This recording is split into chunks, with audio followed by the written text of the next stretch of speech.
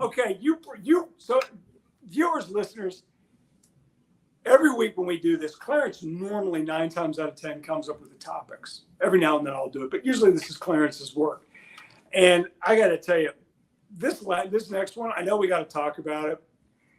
There are no contracts yet for CeeDee Lamb and Dak Prescott. I don't think you have signed your contract either, Clarence, yet. You and I are in the same deals. CeeDee Lamb, will he show up to training camp? Not without a deal. Not without a deal. There's no question about that. Dak Prescott, will he show up without a deal? Oh, there's no question. Dak's showing up. Okay. Let's look. Michael Parsons, will he show up? Michael's showing up. CeeDee is so the one. CeeDee Lamb, so will they get it done? We've seen it. Zach Martin sat out last year. Now, he was fined $8 billion. Somehow they magically waived that.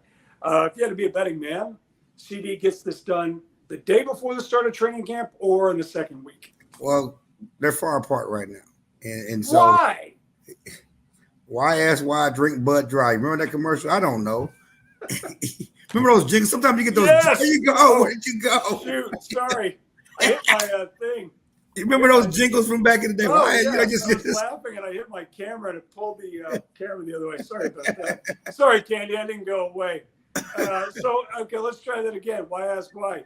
So he'll be signed to a contract. But seriously, Justin Jefferson signed his monster deal. Everybody's getting money if you're a wide receiver, unless you're T. Higgins. Jamar Chase is going to get $3.4 trillion. Why are the Cowboys waiting on this? The money, it's right there. They're trying to. They're hoping for whatever reason. It's just mind-boggling to me. They want everybody to take less. They want everybody to not take the market value. You know, listen, I got to pay this guy, so you need to take less so I can pay Micah and Dak. Hey, Dak, you need to take less so I can pay CeeDee and Micah. They want everybody to do their jobs for them. As Marcus Lawrence once said, that's a you problem. You decide to own a team. Damn right. That's a you problem. You decide to own a team. You decide to be a team owner. Everybody else gets it done. The Cowboys, as I like to tell people, it's funny to me because the Cowboys don't discount parking. The parking's still $100. They don't discount season tickets. They don't discount them $15 beers, but yet they want the players to take less money. They get market value on everything they do when they're the ones asking for the money. And you know what? Like, I know the attitude is like, I interviewed a Cowboys cheerleader the other day. She was on the squad for like 7 years. And I'm like, there's nobody I can think of that got a rawer end of the deal. That's not a word, but I just made it up. Than Cowboys cheerleaders, right? Because nobody knows who they are. And the Cowboys leverage the popularity of their brand and the star to basically... That's what they do. They do. And then their attitude is, okay, you're working for the Cowboys. You work for the Cowboys. You're worth more than the player who signs to Jacksonville. And your attitude is right. The agent's attitude is right. That's not my problem. If that guy got X, I'm getting X, probably with a Y too, because you and I both know this notion that just because you play with the Cowboys, you're making all this money from all these other spots. No, you're not, unless you're the quarterback.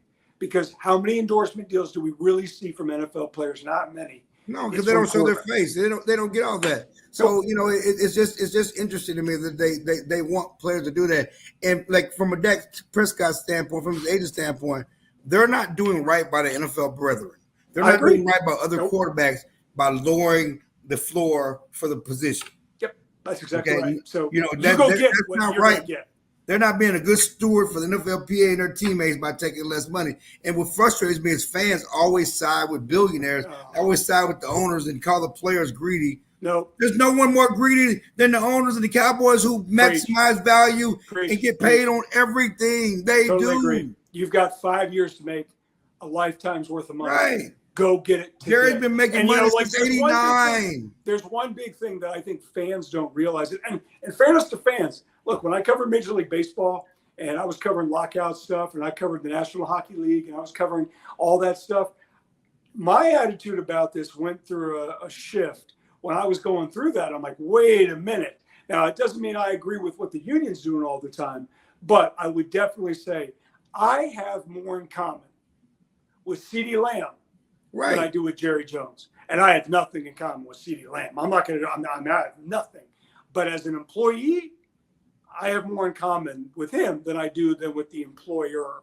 And it's nothing against anybody, but you go get what you can get right now. And one thing that I know you've learned it, and it's worth sharing.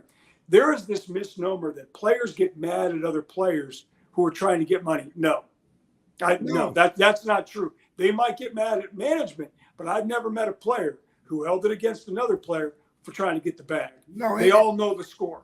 And that's one reason why Clay's in Dallas, because Golden State wouldn't pay him. He's mad. He was a bad teammate last year. If you look at the stories, he was because everything he did for Golden State, helping to win those titles, the management did not make a priority to keep him. And so he's going to be a motivated player in Dallas.